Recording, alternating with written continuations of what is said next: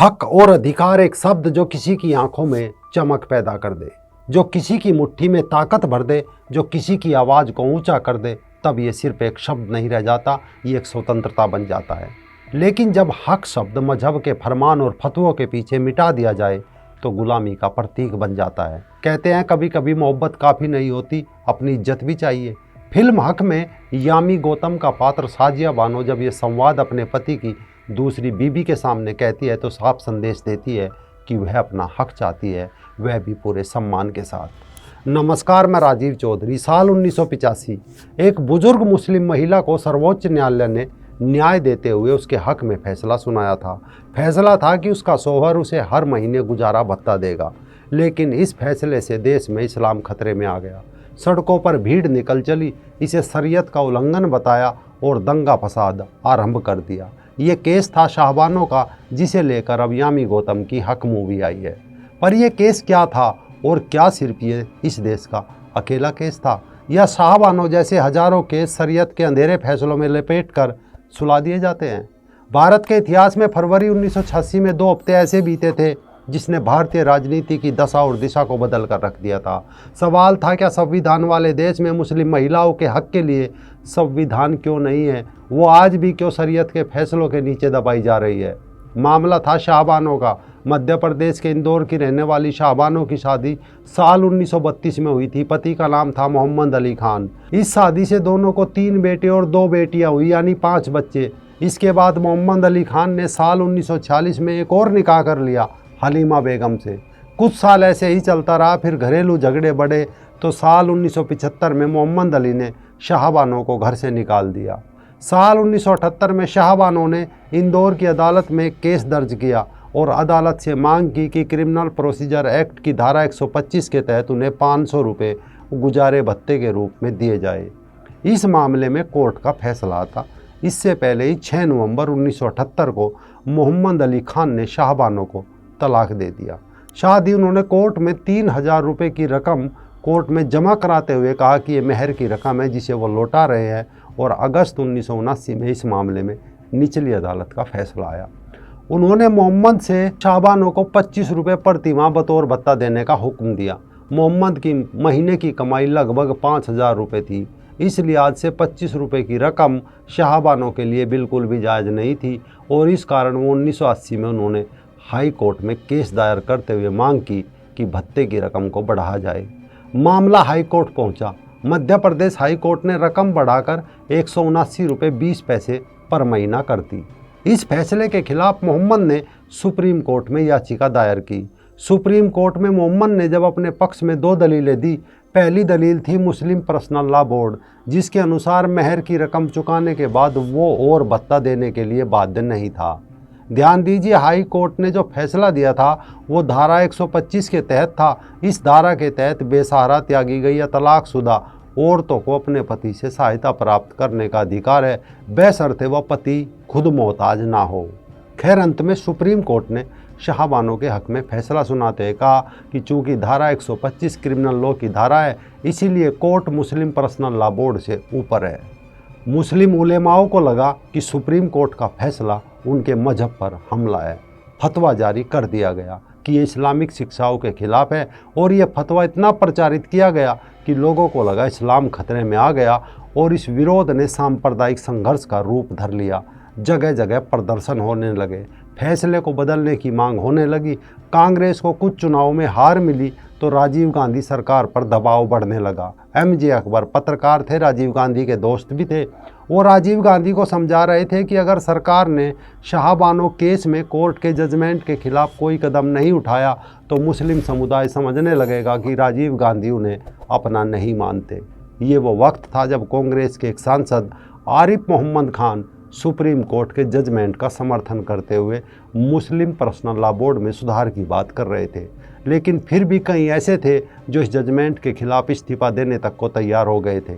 फरवरी 1986 तक आते आते All India Muslim Personal Law Board Rajiv Gandhi को समझाने में सफल हो गया कि वो ही भारत में मुसलमानों की एकमात्र आवाज़ है, और वोट बैंक खिसकने के डर से फरवरी 1986 में सरकार ने सदन में the Muslim women protection of right on divorce act 1986 पेश कर दिया। नए कानून के तहत मुस्लिम महिलाएं धारा 125 के तहत गुजारे भत्ते का हक नहीं मांग सकती थी। दलील दी गई कि इद्दत की 3 महीनों की मुद्दत के बाद उनके शोहर की गुजारा भत्ता देने की जिम्मेदारी खत्म हो जाती है। इसके बाद उन औरतों की जिम्मेदारी उनके माता पिता और फैमिली पर होगी। नया बिल आने के बाद शाहबानों ने अपना केस वापस ले लिया। हालांकि आने वाले सालों में सुप्रीम कोर्ट ने कई और केसों में इस नए बिल की व्याख्या करते हुए माना कि मुस्लिम महिलाओं को इद्दत के बाद भी गुजारे भत्ते का अधिकार है। लेकिन राजीव गांधी सरकार के लिए बिल पैर पर कुल्हाड़ी साबित हुआ। बाबरी मस्जिद का जिन बोतल से बाहर आ चुका था, जिसने अगले 1 दशक तक देश की राजनीति को सुलगाए रखा और एक बुजुर्ग मुस्लिम महिला को मजहब की आड़ में उसके हक से वंचित कर दिया गया। इसी हक पर मूवी रिलीज होगी। लेकिन सवाल है, क्या मुल्ला मौलवियों से यह हक की लड़ाई केवल शाहबानों ने लड़ी? अगर देखा जाए तो मुजफ्फरनगर की इमराना का केस तो शायद मूवी इस पर भी ज़रूर बननी चाहिए। करीब 20 साल पहले की बात है। एक मुस्लिम महिला इमराना, उसका शौहर घर पर नहीं था। मौका पाकर उसका ससुर अली मोहम्मद, जो इमराना का ससुर था, अपनी पुत्र वधू इमराना के साथ रेप करता है। जब इमराना ने इसका जिक्र पति और सास से किया तो इमराना को चुप रहने को कहा गया, लेकिन इमराना ने हार नहीं मानी। मोहल्ले भर को पता चल गया, पंचायत बुलाई गई। इमराना को यकीन हो चला कि अब उसे न्याय मिलेगा और उसके ससुर को दंड। लेकिन 1400 साल पहले बना शरीयत कानून तो कुछ और ही फैसला सुनाने लगा।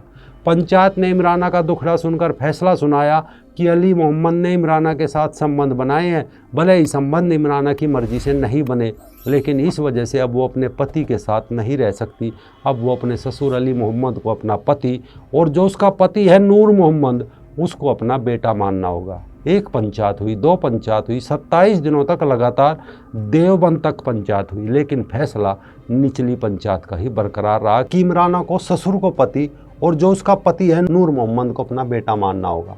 ये था शरीयत कानून का फरमान, जिसे इमराना ने ठोकर मारी और भारत के संविधान का रुख किया।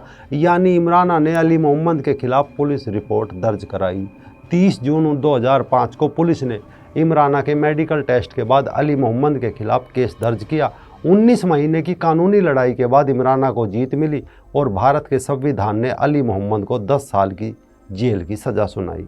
पर यह कोई अकेली घटना नहीं है। मामला दिल्ली से सटे गाजियाबाद का भी है, साल 2023 का। यहाँ निवाड़ी थाना अंतर्गत एक गाँव में दहेज की मांग नहीं पूरी होने पर पति ने महिला को 3 तलाक दे दिया। लेकिन पति पर दबाव पड़ा कि वो महिला से दोबारा निकाह करे। पति राजी हो गया, लेकिन महिला से दोबारा निकाह करने के लिए अपने पिता से हलाला करने का फरमान सुना दिया। महिला 4 बच्चों की माँ थी, सोचा घर बचाना है तो एक दिन का जहन्नुम भोग लेगी। ससुर ने बेटी समान पुत्र वधू से संबंध बनाए, लेकिन इसके बाद शौहर ने उसे बीबी के बजाय माँ यानी अम्मी बोलकर घर से निकाल दिया। यहाँ भी महिला ने भारतीय संविधान का रुख किया और आरोपियों को गिरफ्तार कराया। मामला केवल इतना भर नहीं है। साल 2018 की बात है। मुरादाबाद की रजिया खातून, जिसे शौहर ने तलाक दिया, फिर मौलवी ने समझौता कराने के लिए हलाला का मजहबी कांड बताया।